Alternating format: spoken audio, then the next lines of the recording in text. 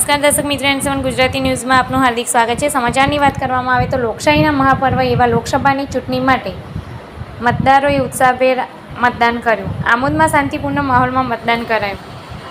ભરૂચ લોકસભાની ચૂંટણી માટે આમોદ નગર સહિત તાલુકામાં મતદારોમાં મતદાન કરવા માટે ભારે ઉત્સાહ જોવા મળ્યો હતો।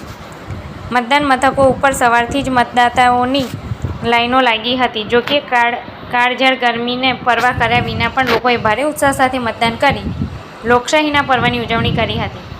આમોદના રાજપૂત સમાજની બહુમુખી વસ્તી ધરાવતા ગામડામાં પણ ભારે ઉત્સાહ સાથે મતદારોએ મતદાન કર્યું।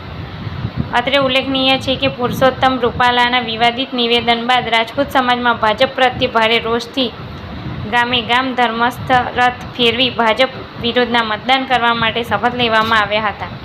ત્યારે આમોદ તાલુકાના રાજપૂત સમાજની બહુમુખી વસ્તી ધરાવતા ગામમાં મહિલાઓએ પણ મોટી સંખ્યામાં ઉત્સાહભેર મતદાન।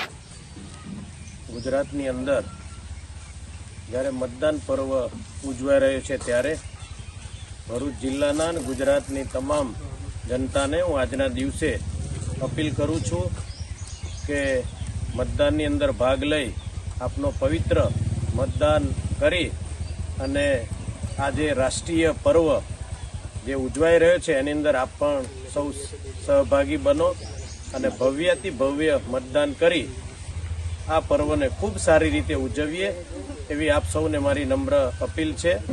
મારો મત મારા ગામની અંદર હું આપ્યો અને આપ પણ સૌ મતદાન કરી પરિવારે સહિત મતદાન કરશો એવી આપ સૌને આગ્રહભરી મારી નમ્ર અપીલ છે।